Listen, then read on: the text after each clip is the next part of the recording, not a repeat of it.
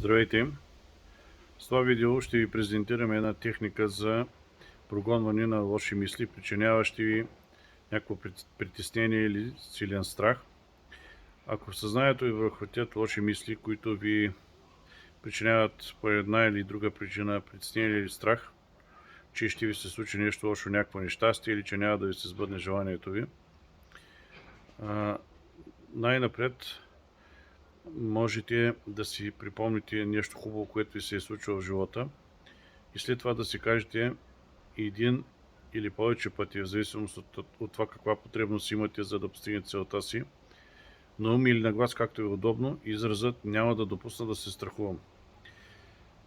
С първата част от тази техника примахвате първоначалната вълна на страха, която може да доведе до това да изпаднете в паническо състояние, което може да има и физическо проявление, като висококръвно, световъртеж, сърцебиене и други неприятни усещания. И по този начин, отклонявайки мисълта си в посока към нещо хубаво, може да премахнете първоначалния стресов ефект от тези лоши мисли. А с втората част, казвайки си казаното вече от мен изречение, вие може да си вдъхнете увереност и кораж за това да не се допусне това да изпитвате страх.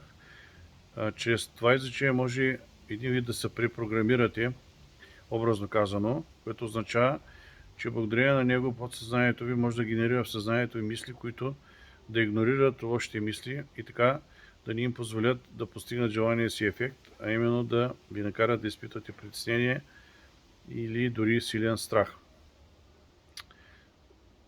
Тези техники може да ги правите винаги, когато решите, стават бързо, не изискват някаква специална подготовка, така че всеки може да опита и тогава да реши дали има ефект или няма. От мен за сега, до нови срещи!